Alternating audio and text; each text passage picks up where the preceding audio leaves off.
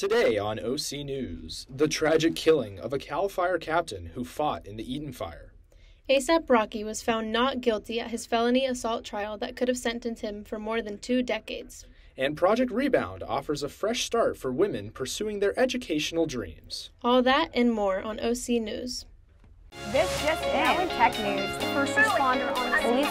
There's been a lot of collaborative efforts feel over the years. blessed to be here in Fullerton. Brought to you by the Broadcast Journalism students at Cal State Fullerton. OC News starts right now. Welcome to the early show edition of OC News. I'm Peter Gibbs. And I'm Andrea Restrepo. Glad to have you with us. Earlier this month, the California State University system announced an unprecedented partnership with top tech companies, including major names like Adobe and Microsoft, in an effort to better adapt the CSU system to artificial intelligence technologies. This new public-private partnership will increase students' accessibility to AI, providing AI-powered tools, including ChatGPT, across all 23 CSU campuses. According to a press release from the Office of CSU Chancellor Mildred Garcia, the CSU established a new AI workforce acceleration board that will identify key AI skills for jobs and collaborate with CSU students and faculty on major issues like climate change and housing, using AI to drive solutions for these concerns. The CSU will invest $16.9 million over 18 months for the partnership. A CAL FIRE captain who fought in the Eaton fire died Monday after being stabbed in her San Diego County residence. Authorities say Rebecca Marodi, a veteran firefighter, was killed in what investigators are calling a potential domestic-related incident. Deputies responded to a call about an assault with a deadly weapon just before 9 p.m. at a home on Rancho Villa Road in Ramona, according to the sheriff's office. First responders found Marodi in the residence with multiple stab wounds. They provided aid until CAL FIRE paramedics arrived, but she was pronounced dead at the scene after succumbing to injuries. While the suspect has yet to be identified, investigators suspect that Marodi knew the assailant. Currently, there have been no arrests made, and the motive is unclear. The 30-year CAL FIRE veteran was transported by fellow CAL FIRE colleagues, and a procession was held on Tuesday. She was accompanied by a CAL FIRE motorcade. Our reporter Justin Rosette has more on the drastic price increase on eggs affecting businesses nationwide. Due to the H5N1 bird flu outbreak that started nearly 1 year ago, eggs have become scarce all over the country, with prices skyrocketing as a result. In Orange County specifically, this has led to business owners struggling, dealing with this unprecedented challenge. Today, I'm in Fullerton at the Early Bird Breakfast Restaurant, where I will be talking to the owner to see just how difficult this egg crisis has been on his business. We used to buy 15 dozens of eggs for about $17 at the beginning of the year. Right now we're paying $130. So you can do the math. That's 600% increase. That's not 20, 30 what you hear in the news. At each table in the cafe, you'll find a notice of an egg surcharge fee, along with photo evidence of the price spike, showing customers just how bad things have gotten. It's sad that, you're literally putting a stop on some businesses from growing because we don't even know what direction it's going. So we're literally just on survival mode. The problems mentioned by Adrian here have affected grocery stores across Orange County as well, as Ralph's, Albertsons, Costco, and other grocery stores have also been left to deal with the reality of this egg crisis, with many of them having to leave signs to sympathize with customers. Currently, there is no timeline for when this egg shortage will end. So in the meantime, business owners like Adrian all across America will look to get by as best as they can. There's just no way around it. You just got to bite the bullet at this point until the farmers get a subsidy to basically get more chickens, and then then the supply is there. That way, the demand's going to diminish little by little. From Fullerton, Justin Rosette, OC News. Man, things are not excellent for these small business owners. After the break, bright days are ahead as Brianna updates us on the warm weather coming this weekend. And the Cal State Fullerton softball team is off to a hot start this season. Stay tuned.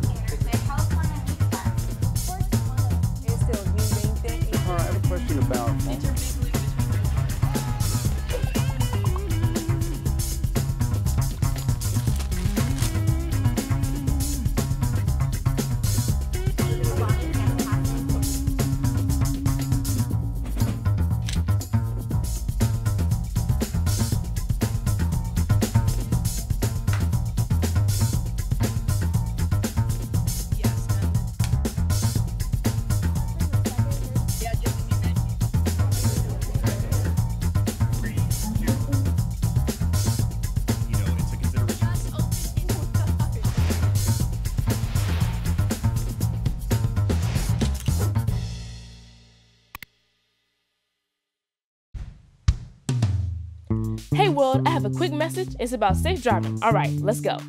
Anytime you're driving, have the seatbelt buckled tight. Both hands on the wheel and your phone out of sight. When not in your hand trying to text somebody back. Because if you do, your car might get smacked. The moral of the story, just put your phone down. The people on the road will stay safe and sound. Put your phone down, put your phone down. People on the road will stay safe and sound. Yeah.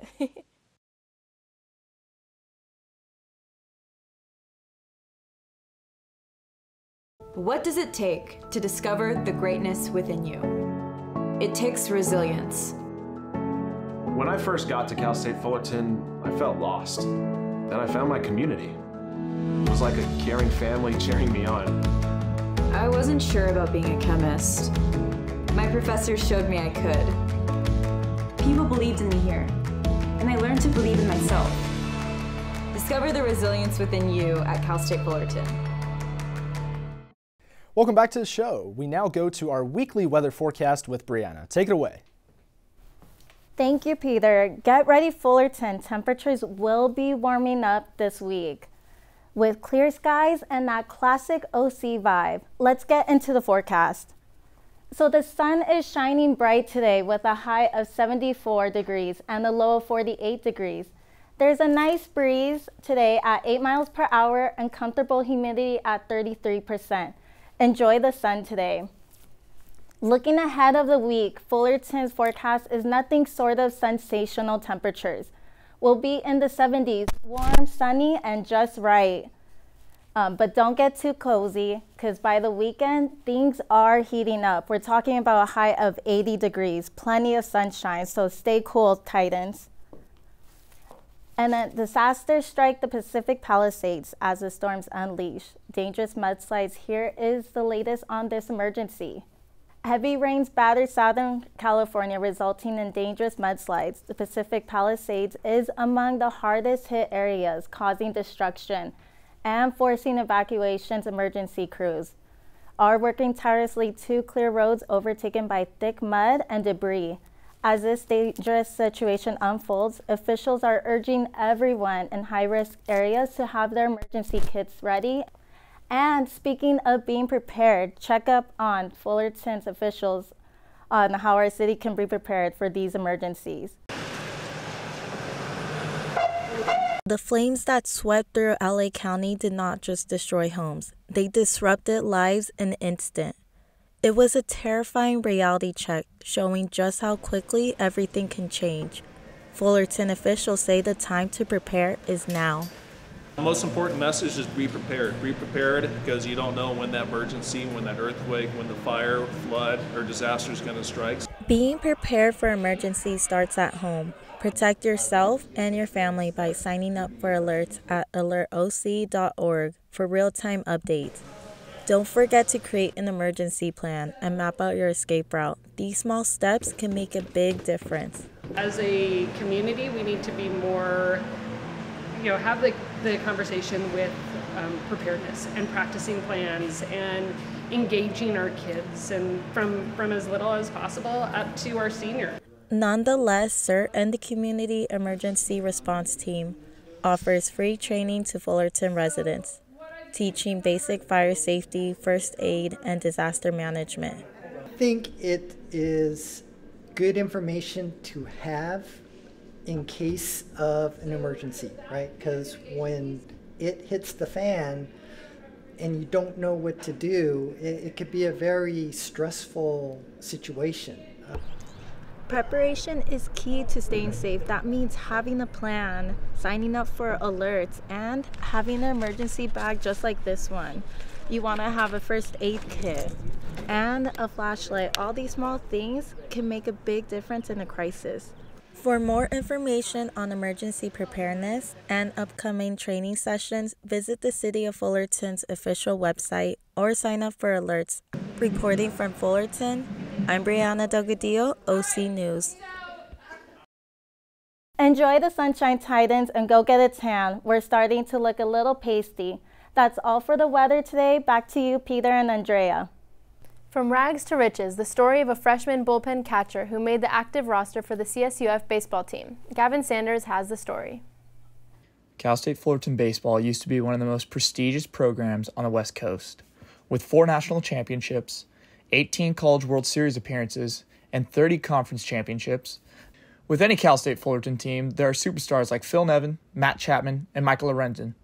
On the other side of the spectrum, there are unsung and underrated players like Lucas Raya. Having a guy like Lucas behind the plate was a dream. He always works hard behind the dish, and it was no surprise to me that he was awarded a spot on the roster.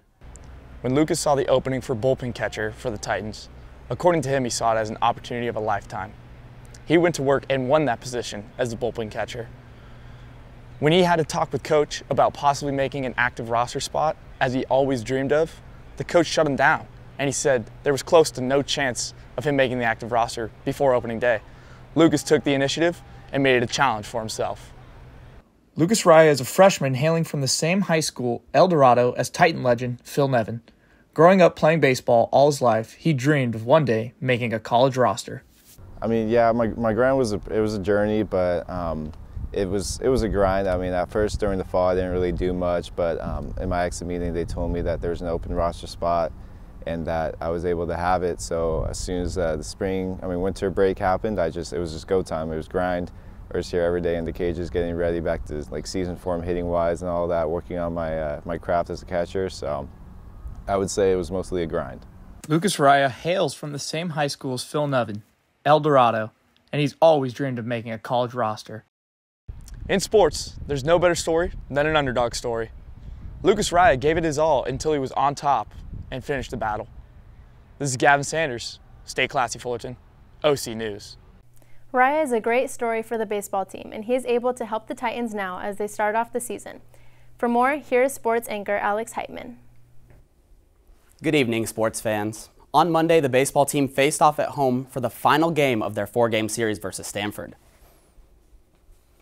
The Titans, desperate for their first win of the season, jumped out to an early 5-0 lead in the second inning. The Titans continued to pour runs on Stanford, but it was not enough to win the game. Stanford outscored the Titans 2-0 in extra innings to complete the sweep on the Titans. The Titans were led by junior Max Ortega, who had 3 hits and 3 RBIs. The team will look to bounce back this weekend as they travel to Fresno State to take on the Bulldogs in a 3-game series. And staying on the diamond, the softball team has had a very hard start to the season.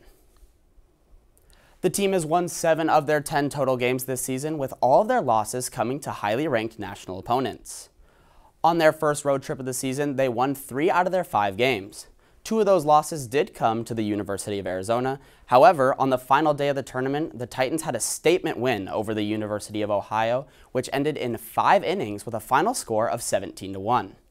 The team was led by freshman Natalie Lozano, who dominated at the plate with 3 hits and 4 RBIs.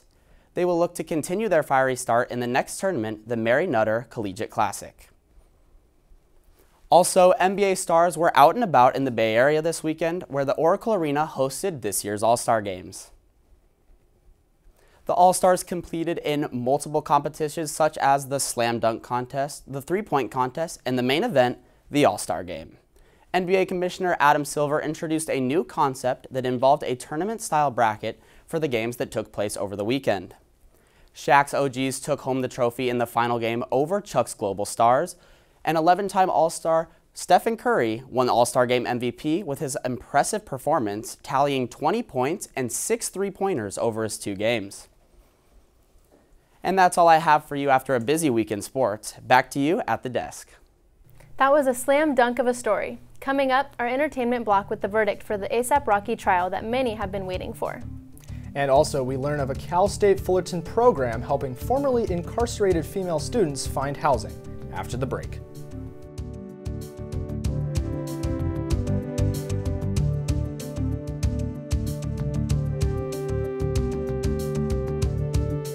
I don't think that many kids in my son's school even do it. He makes fun of his friend who vapes. He would never try it.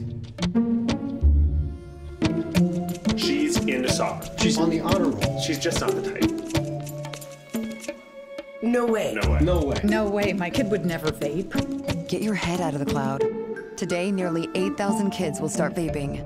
Maybe even yours. Learn about the dangers at talkaboutvaping.org.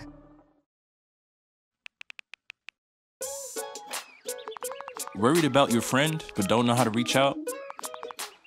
You could say how are you or get a fake tattoo. You could ask with an app if it works for you. You could chat with them in VR. It's all good if you think you should check in. Yeah, you should. Whatever gets you talking. Reach out to a friend about their mental health. Whatever gets you talking. Learn how you can help at seizetheawkward.org. We're all just trying to keep things running for those who rely on us. That's why we don't have time to be sick with the flu. We don't have time for delays. We don't have time for spills. Next. We don't have time for setbacks. Let's be real. Getting the flu shot helps you fight the flu. Get a flu shot for yourself and those around you too. STEM is precise, no margin for error. Dare to forget that. Dare to have fun with it. Get weird with it. Dare to send those old STEM theories flying past the neighbor's house into outer space. Dare to program something internet-breaking, record-breaking. Dare to blow their minds. Dare to learn the difference between sedimentary and metamorphic rock. Go find those rocks. Dare to keep daring. Dare to STEM. Check out She Can STEM to get started. Welcome back. Now let's head over to Jocelyn for the latest on our entertainment news. Thanks, Peter.